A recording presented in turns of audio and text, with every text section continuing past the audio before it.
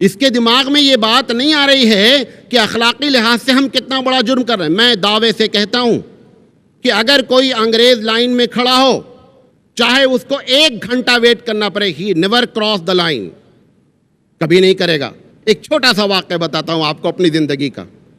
میں جاپان میں ایک تقریر کرنے گیا، وہاں پر ایک کیوں لگی تھی ٹکٹ ریلوے کی، میں کھڑا ہو گیا، اتنے میں نے دیکھا کہ 90 to 100 اس کے بیچ میں ایک عورت تھی، وہ آئی۔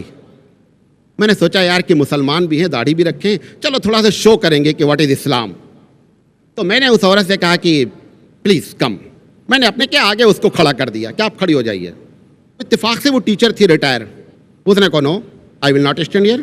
مجھے بڑا شک ہو یار کہ میں تو سوچا کہ چلو اس کو تھوڑا سا آگے کر دیں، اتنا اس نے جوتا مارا مجھے، کبھی زندگی میں اس واقعے کو بھولتا نہیں ہوں کہ مولوی صاحب تم اپنے آپ کو بہت اچھے بنے تھے۔ اس نے کہا کہ مولانا اگر آپ اپنا کیریکٹر شو کرنا چاہتے ہیں تو آپ اپنی جگہ چھوڑ کر پیچھے کھڑے ہو جائیے اور آپ مجھے اپنی جگہ پہ کھڑا کریے، دس از کالڈ کیریکٹر۔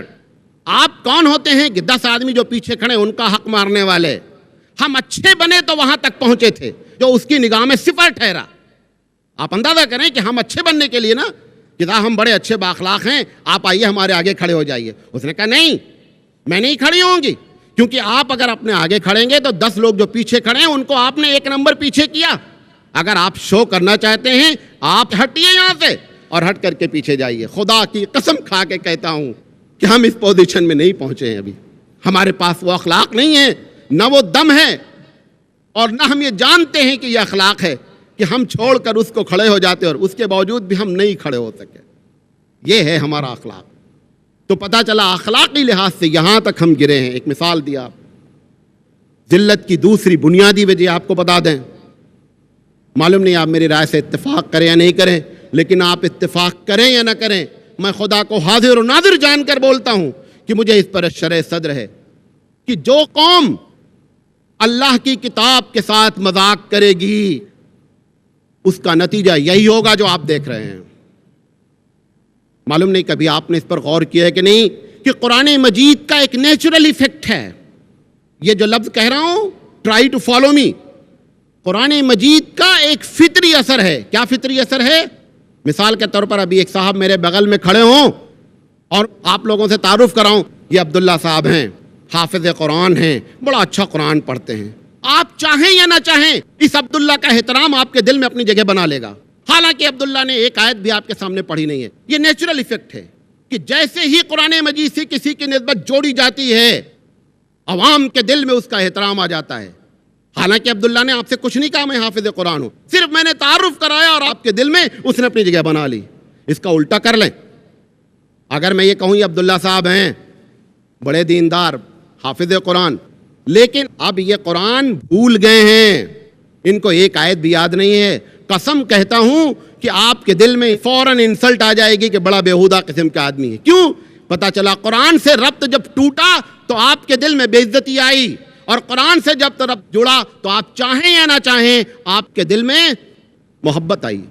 یہ وجہ ہے بنیادی ایک کہ ہمارا تعلق اس کتاب سے جڑا ہے۔ حضرت عمر رضی اللہ تعالیٰ عنہ کا واقعہ ہے کہ عمر رضی اللہ تعالیٰ عنہ قادسیہ کی جنگ لڑ رہے ہیں اور بہت ہی شش و پنج میں ہیں کہ بڑا خطرناک مقابلہ ہے، الحمدللہ جیت لیا گیا مقابلہ۔ وہاں سے ایرانی قاصد گھوڑے پر آتا ہے، اس کے دماغ میں ہے کہ who has defeated the super power، اس وقت ایران سپر پاور تھا، وہ کیا اس کی شخصیت ہوگی۔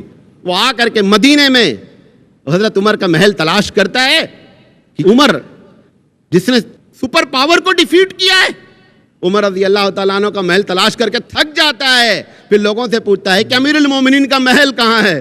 لوگ اشارہ کرتے ہیں مسجد نبوی کی طرف، کہا یہ اس کا محل ہے۔ جاتے ہیں، السلام علیکم یا امیر المومنین۔ امیر المومنین چٹائی پر لیٹے ہوئے ہیں، بنیان نہیں پہنے ہوئے ہیں، چٹائی کے نشانات ہیں، تکیے کے بجائے اینٹ رکھی ہوئی ہے، سپر پاور ڈیفیٹ ہو رہا ہے۔ وہ حیرت کرتا ہے کہ اس بندے نے سپر پاور کو، لیکن تھا کیا؟ حضرت عمر خود اپنے بارے میں کہتے ہیں کہ میں وہی عمر ہوں کہ میرا باپ مجھے مارتا تھا کہ عمر تجھے بکری چرانے کا سلیقہ نہیں ہے، لیکن آج خدا کی شان دیکھو کہ جب سے اس قرآن پر اور اسلام پر عمل کیا ہے دنیا کو چرا رہا ہوں۔ سپر پاور ڈیفیٹ ہوا تھا، قرآن ہاتھ میں تھا۔ تو یہ جو آپ کا اور ہمارا نتیجہ نکلا ہے نا، اس کی بنیادی وجہ یہ ہے کہ قرآن مجید سے ربط کٹا ہوا ہے۔ ربط کٹنے کا معنی بھی سمجھ لیں، بعض لوگ سمجھتے ہوں گے، عورتیں سمجھتی ہوں گی ہم تو بڑا پنسورہ پڑھ رہے ہیں۔ یہ پنسورہ بھی خود جو ہے قرآن سے کاٹنے کا ایک طریقہ ہے، معلوم آپ کو؟ کیوں معلوم؟ تاکہ آپ قرآن پورا کبھی نہیں اٹھائیں، پنسورے پہ ہی ڈیپینڈ رہیں، وہ پنسورہ ہی پڑھ رہی ہیں۔ میں نے اپنی محترمہ سے کہا کہ محترمہ پنسورہ چھوڑ دو، 114 سورت نازل ہوئی ہے، 5 سورت نہیں نازل ہوئی ہے۔ یہ سب چالیں ہیں، بڑی خطرناک قسم کی چالیں ہیں۔ ہم بھولے بھالے ہیں، ان چالوں میں پھنس رہے ہیں۔ قرآن سے کٹنے کا مطلب سمجھ لیں۔ بہت سے لوگ ہوں گے اس میں، برا نہیں مانیے گا، میں بڑا ہی سادہ سا آدمی ہوں، لیکن باتیں وہ کہہ دیتا ہوں جو آپ کے دل میں چور ہوتی ہے اور ہمارے دل میں ہوتی ہے۔ نماز بھی پڑھتے ہیں، ایک صاحب سے میں نے کہا کہ کتنے دن سے نماز پڑھ رہے ہیں آپ؟ کہا مولانا 20 سال سے الحمدللہ ایک نماز نہیں چھوٹی۔ ہم نے کہا آپ کے باپ زندہ ہیں؟ کہا نہیں، باپ مر گئے۔ ہم نے کہا بہن کو حصہ دیا ہے؟ کہا حصہ نہیں دیا بہن کو، میراث میں حصہ نہیں دیا۔ 20 سال سے نماز پڑھ رہا بندہ۔ آپ بتائیے کہ جس کتاب میں یہ لکھا تھا کہ نماز فرض ہے، اسی میں تو لکھا تھا بہن کا حصہ بھی کر دے۔ یوصیکم اللہ فی اولادکم للذکر مثل حظ الانثیین۔ اللہ تعالیٰ اتنی بڑی آیت میں ڈالتا ہے کہ عورت کا یہ حصہ ہے، بیوی کا یہ حصہ ہے، ماں کا یہ حصہ ہے۔ ہم نماز پڑھ کر کے مطمئن ہیں۔ یہ قرآن مجید کی بعض چیزوں پر عمل ہے، بعض چیزوں کو چھوڑنا ہے۔ قرآن مجید کہتا ہے کیا؟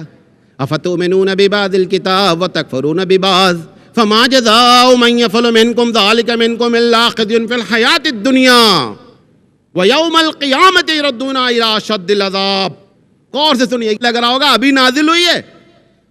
وہ لوگ جو قرآن مجید کے بعض حصوں پر عمل کرتے ہیں، نماز روزہ کرتے ہیں اور بعض کو اپنے عمل سے انکار کرتے ہیں، تو اللہ تعالیٰ کہتا ہے کہ خزی فی الدنیا، دنیا میں ہم ذلیل کریں گے۔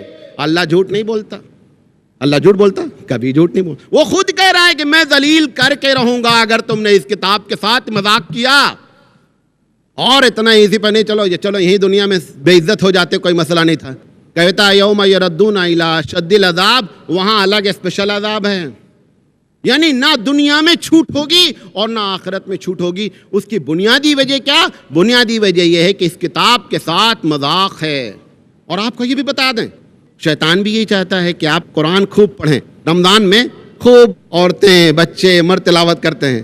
ہم نے اپنے گھر میں کہا کہ ایسا کرو کہ آدھا گھنٹہ سمجھ کر پڑھو، تو کہتی معلوم کیا؟ کہتے ہیں اتنی دیر میں ہم 2 پارہ کھینچ دیں گے۔ دماغ میں بات ہے کہ اگر ہم نے 1 گھنٹہ سمجھ کر پڑھنے کی کوشش کی، 1 رکوع، اتنی دیر میں 2 پارہ کھینچ دیں گے۔ پڑھنا تھوڑے کھینچنا ہے۔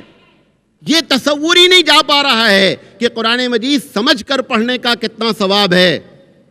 آپ اندر سے تبدیل نہیں ہو سکتے، یہ یقین جان لیں، جب تک اس کتاب کو اپنے اندر آپ داخل نہیں کریں گے۔ جب تک یہ کتاب اندر نہیں داخل ہوگی، ہو سکتا ہے نماز روزہ ہم کرتے رہیں لیکن تبدیل نہیں ہو سکتے۔ ہماری آنکھیں ویسے ہی بد ہوتی رہیں گی، ہمارے معاملات ویسے ہی خراب ہوتے رہیں گے، نماز بھی پڑھتے رہیں گے، کیونکہ قرآن کیا کہتا ہے کہ ان الصلاۃ تنہی عن الفحشاء والمنکر، کہ جی نماز تو برائی سے روکتی ہے۔ ایک بچے نے ہم سے سوال کر لیا، مولانا پھر نمازی برائی کیوں کرتا ہے؟ ٹپیکل سوال۔ اللہ بولے کہ نمازی برائی کرتا ہی نہیں، اور ہم دیکھتے ہیں کہ نماز میں ہی، اب نماز پڑھنے آئے ہیں، ادھر زی ٹی وی کا ٹائم بھی ہے، نماز